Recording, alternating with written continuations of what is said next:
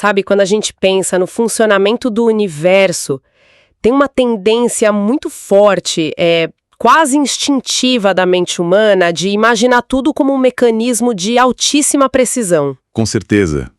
É uma imagem muito comum. Né? A gente pensa naquelas engrenagens de um relógio suíço bem antigo e complexo, ou no motor de um carro de luxo. Sim, um motor onde cada pequena peça faz o seu trabalho de forma totalmente independente, num ritmo perfeito. Exato. É uma visão quase matemática da realidade, sabe? Muito previsível e, até certo ponto, bastante higiênica. Higiênica, aham. Tudo tem o seu lugar ali. Tudo segue uma regra imutável. E, vamos ser honestos, é muito reconfortante pensar assim.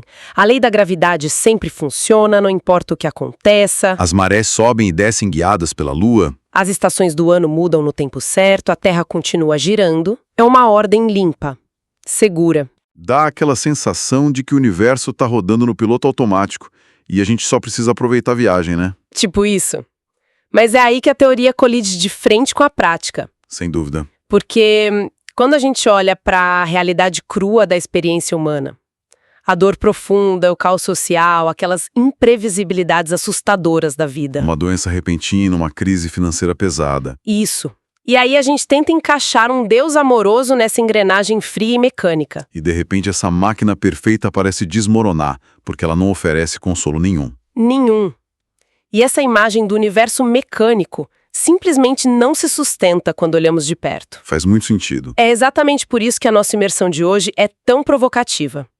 Nós vamos explorar um material riquíssimo para quem acompanha a gente, que são as notas de estudo da lição 10 do professor Leandro de Paula. Um material excelente, por sinal. Muito bom. E a nossa missão ao longo dessa análise profunda hoje é investigar uma das maiores batalhas teológicas e filosóficas da história do pensamento. O contraste brutal entre o deísmo e o Deus da providência. Exatamente.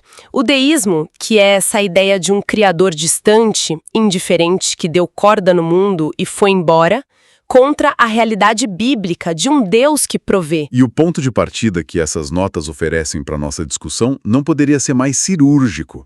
O deísmo, só para dar um pouco de contexto histórico, ganhou muita força na Europa durante o Iluminismo. Certo.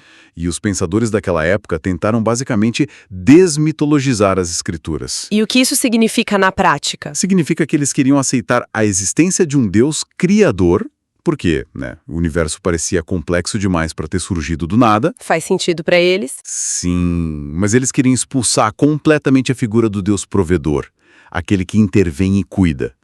Eles aceitavam o relojoeiro cósmico, mas rejeitavam o Pai presente. Nossa, e para entender como essa ideia deísta cai por terra na visão bíblica, o texto base da nossa discussão de hoje leva a gente direto para o Sermão do Monte, lá no capítulo 6 do Evangelho de Mateus. Aquela passagem famosíssima. Sim, aquela onde Jesus fala sobre observar as aves do céu e os lírios do campo. O problema é que lendo isso hoje, no século XXI, com ar-condicionado e supermercado na esquina, pode parecer só uma metáfora romântica. Uma poesia bonitinha sobre a natureza para acalmar a ansiedade, né? Exato. Mas o contexto histórico inicial aqui é denso, pesado mesmo. Jesus estava falando com camponeses da Galileia do primeiro século. Um cenário brutal. Essa era uma população majoritariamente agrária, de pescadores, que sofria uma pressão econômica esmagadora. Sem falar da opressão tributária severa do Império Romano. Com certeza. Não tinha romance nenhum naquela paisagem para quem precisava tirar o sustento daquela terra árida. Numa época em que não chover significava... A sobrevivência diária deles dependia de fatores climáticos que eles simplesmente não podiam controlar. Sim. Uma seca de algumas semanas não significava que a comida ficaria mais cara no mercado. Significava fome real, desnutrição, morte. Exato. Então, olha, quando o Messias usa elementos muito simples e cotidianos, tipo um passarinho ou uma flor do campo, para ilustrar o cuidado de Deus, ele não está só fazendo poesia. Não, de jeito nenhum. Ele está dialogando diretamente com uma cosmovisão de extrema vulnerabilidade. Era uma garantia histórica e prática de sobrevivência. Ele estava afirmando, categoricamente, para pessoas desesperadas, que a criação não é uma engrenagem cega que esmaga os fracos. É o próprio lar da providência ativa de Deus. Ok, vamos destrinchar isso. Vamos lá. Porque, para entender a raiz do erro do deísmo, a gente precisa olhar direto para a metáfora mais famosa deles, que nós mesmos já mencionamos aqui. A do relojoeiro. Essa mesma. Pensadores racionalistas, figuras gigantes tipo Voltaire, Thomas Paine, popularizaram essa imagem do Deus relojoeiro. Uma analogia bem simples de entender. Muito. Deus construiu a grande máquina do universo, deu corda nas leis da física, estabeleceu a gravidade, o movimento dos planetas E depois simplesmente virou as costas e foi cuidar de outros assuntos. Isso, deixou tudo rodando no piloto automático. E eu vou fazer o papel de advogada do diabo aqui, tá? E fica à vontade. Sendo bem honesta, se as leis da gravidade e da física funcionam tão bem sozinhas de forma observável, qual o grande problema lógico de pensar que o universo está só rodando nesse piloto automático? Por que isso estaria errado? Essa é a grande armadilha. O problema lógico, e que as fontes apontam com muita precisão filosófica, é que essa ideia pressupõe que a matéria possui uma autonomia que ela simplesmente não tem. Como assim? É tipo achar que um software de computador continua rodando e tomando decisões depois que o computador é arrancado da tomada. Ah, entendi. O material leva a gente para a carta de Paulo aos Colossenses capítulo 1, versículo 17. O texto diz que em Cristo tudo subsiste.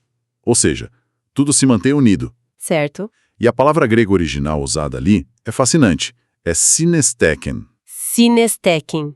E o que essa palavra significava para quem ouviu isso naquela época? No mundo antigo, esse era um termo frequentemente utilizado na arquitetura e na engenharia.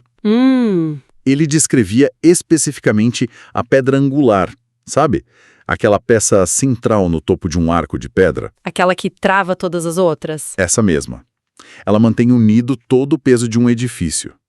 Se a pedra angular for retirada, o arco não apenas fica instável, ele desaba violentamente no mesmo segundo. Mas espera aí, a ciência moderna não chama essa sustentação simplesmente de leis da física? Tipo, força nuclear forte, eletromagnetismo, gravidade? Sim, chamam. Então por que a gente precisaria inserir a ação contínua de uma divindade nisso? Não é só a natureza fazendo o que a natureza faz? Essa é a confusão muito comum hoje em dia. A ciência descreve o comportamento da matéria, tipo como a gravidade atua, como os átomos se ligam, mas ela não explica a consistência ontológica da matéria. Tá, e o que seria isso? A teologia aponta que o ouro escondido aqui é que a criação não tem o poder de existir por si mesma. Nossa! Se Deus, o Criador, retirasse o seu fôlego, o seu decreto que sustenta a realidade por um único milésimo de segundo o que fosse, o que aconteceria? O cosmos inteiro não apenas pararia de funcionar como um relógio sem corda, ele colapsaria instantaneamente no nada absoluto de onde foi extraído no princípio. Caramba, não é que a bateria acabaria, é que a própria ideia de existência seria apagada. O universo não tem bateria própria. Ele está o tempo todo ligado direto na fonte. Exatamente. O material também cita João 5,17, onde Jesus diz que o seu Pai trabalha até agora. Até agora. O verbo ali no grego indica uma ação contínua, ininterrupta, no tempo presente.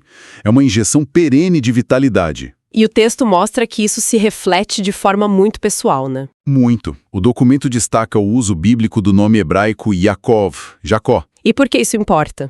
Porque Deus frequentemente se apresenta não como o Deus do universo, mas como o Deus de Jacó. Exato. E por que isso é crucial para essa discussão? Bom, porque Jacó não é exatamente um modelo de perfeição, né? Longe disso. Jacó é o patriarca imperfeito, é o homem que trapaceia o enganador, a essência da fragilidade humana. Verdade. Um Deus deísta, aquele conceito filosófico iluminista e distante, jamais vincularia o seu nome puro e perfeito a um indivíduo tão falho e bagunçado. Faz sentido. Mas o Deus bíblico prova a sua intervenção ativa na sujeira e na fragilidade humana ao atrelar o seu próprio nome e a sua reputação à história de homens reais e quebrados. E isso levanta uma questão super importante na nossa conversa. Qual? Porque se a gente assumir que Deus está sustentando ativamente cada átomo do universo o tempo todo, a gente esbarra de frente num problema da intervenção visível, aquilo que quebra a rotina do universo, que são os milagres. Ah, sim, o grande debate dos milagres. Pois é. Filósofos que vieram depois, como o Spinoza e o David Hume, argumentavam duramente que as leis da natureza são perfeitas e imutáveis. deles. Sim, a lógica racionalista deles. Isso. A lógica era, se Deus é perfeito e ele estabeleceu leis perfeitas no início de tudo, um milagre não seria uma violação caótica da sua própria ordem? É, como se Deus assumisse que errou no design e agora precisa quebrar as regras para consertar. Exato. O que é fascinante aqui é como o texto sagrado, quando analisado de perto, corrige essa premissa falha. De que forma? Os deístas cometem um erro de lógica muito básico. Eles partem da premissa rígida de que os milagres são impossíveis, para, no fim, provar que eles são impossíveis. É um pensamento circular. Mas vamos olhar para um exemplo prático. Talvez um dos maiores milagres do Antigo Testamento, a abertura do Mar Vermelho, no livro de Êxodo. Certo. A gente costuma imaginar isso como um truque de mágica instantâneo, né? Tipo um estalar de dedos. Todo mundo imagina isso. Mas o texto bíblico faz questão de detalhar que o Senhor retirou o mar por meio de um forte vento oriental que soprou durante toda a noite. Ou seja, ele não ignorou a física. Ele usou os próprios elementos da natureza, o vento, a pressão do ar, que ele mesmo criou. Precisamente. O milagre bíblico, na sua essência, não é uma violação caótica de uma lei inviolável.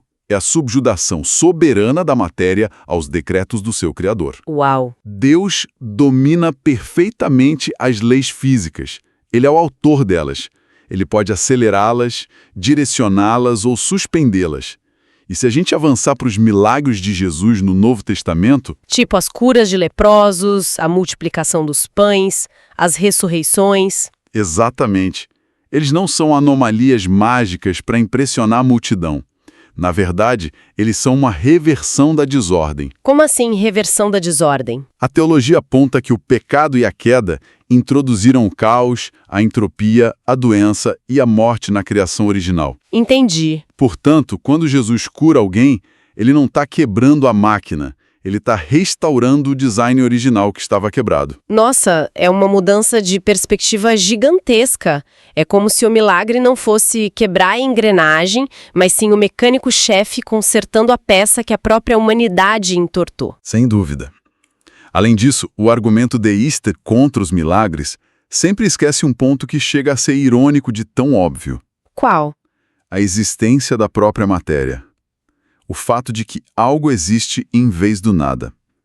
A criação do cosmos a partir do nada absoluto já é, de longe, o maior de todos os milagres concebíveis. Verdade. Se um ser possui o poder de trazer toda a matéria, energia, tempo e espaço à existência pelo simples poder da palavra, argumentar que ele não pode fazer uma pessoa andar ou acalmar uma tempestade é quase irracional. O maior milagre já aconteceu, né? Sim, intervir no que já está feito é o de menos. As notas até usam um conceito hebraico de malatim, os anjos ou mensageiros, para ilustrar essa agência constante do céu operando na Terra. Sim, e tendo estabelecido essa base de que Deus intervém fisicamente, na matéria e nas leis naturais, o nosso estudo precisa avançar para um terreno ainda mais espinhoso. Que é a intervenção nonal e relacional. Isso, aquilo que a teologia chama de revelação. Porque hoje em dia, e eu ouço isso o tempo todo nas ruas, na internet, muita gente diz que não precisa de revelação divina especial. Não precisam ler a Bíblia nem de religião. Exatamente. O discurso comum é, olha, basta seguir a regra de ouro, não fazer mal a ninguém, ser uma pessoa boa e ouvir a própria consciência. E lendo as anotações do professor Leandro, fica bem claro que o deísmo clássico propunha exatamente isso. Era chamada a religião natural. Mas e aí, funciona na prática? Olha, se a gente conectar isso ao quadro maior das implicações filosóficas que as nossas fontes discutem, a gente vê a falha trágica dessa ética puramente construída por homens. Qual é a falha? O deísmo, no fundo, queria os benefícios da moralidade judaico-cristã. Tipo compaixão, justiça, direitos humanos. E isso mesmo. Mas sem o peso de se submeter ao Cristo. O grande problema lógico é que, sem a figura de um legislador absoluto e soberano, o Elohim, os valores morais perdem qualquer fundação objetiva. Eles ficam suspensos no ar. Exato. Se não existe um Deus que determina uma autoridade normativa real, quem decide o que é o bem e o mal? De repente a moralidade vira só um subproduto aleatório da evolução. Só para manter a tribo viva.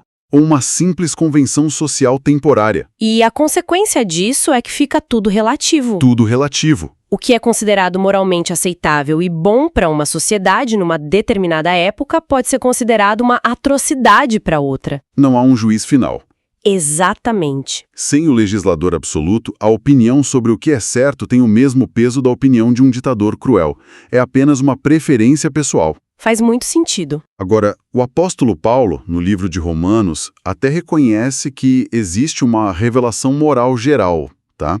Uma intuição de certo e errado plantada no ser humano. Que ele chama de consciência, né? Sim.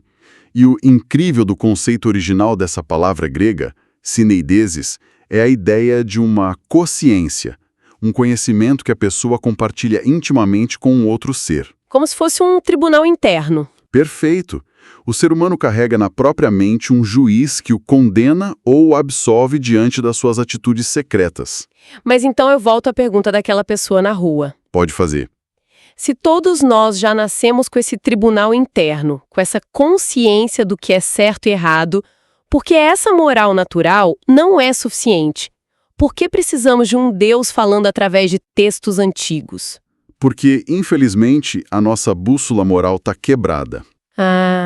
O material cita uma passagem muito forte do profeta Jeremias, que diz que o coração humano é enganoso e usa o termo anush, que é uma enfermidade terminal e incurável. Nossa, terminal e incurável. A moralidade externa, a boa educação de berço, as regras de etiqueta, nada disso consegue curar essa raiz corrompida. O coração tem uma falha estrutural. É por isso que a moral natural não regenera. De jeito nenhum. É por isso que Deus precisou intervir na história humana e quebrar o silêncio cósmico. E ele fez isso se revelando de forma progressiva. O termo grego que as notas citam é polimeros, né? Como peças de um mosaico. Exatamente. Como se estivesse montando pacientemente as peças de um grande mosaico divino, usando profetas, reis, até chegar à revelação final, perfeita na pessoa de Cristo. O material menciona também um aspecto muito físico dessa revelação no mundo antigo, né? Os chamados pilares de pedra. Sim, os Masebot. Um elemento histórico fascinante. Como eles funcionavam? Os patriarcas frequentemente erguiam grandes colunas de pedra brutas na paisagem. E elas não serviam de enfeite. Eram testemunhos públicos, rudes e visíveis, registros permanentes no meio do deserto de que, naquele exato local, o Deus soberano rasgou o céu, desceu e falou com o ser humano. Caramba! E a religião natural dos deístas mantém Deus trancado no céu em absoluto silêncio. Exato. A Bíblia ergue pedras para provar que ele tem voz e que ele se importa o suficiente para descer e falar. Aqui é onde a coisa fica realmente interessante para o nosso dia a dia. Opa! Porque essa ideia falsa de que a gente pode se guiar moralmente sozinhos, de que temos todas as respostas dentro de nós, deságua naquilo que o material aponta como a filosofia moderna mais perigosa para a nossa vivência diária. A ilusão da autossuficiência. É essa mesma. É só entrar em qualquer livraria de aeroporto hoje. As prateleiras estão lotadas de livros sobre desperte o gigante adormecido ou ative o seu poder interior inesgotável. A velha autoajuda. Isso.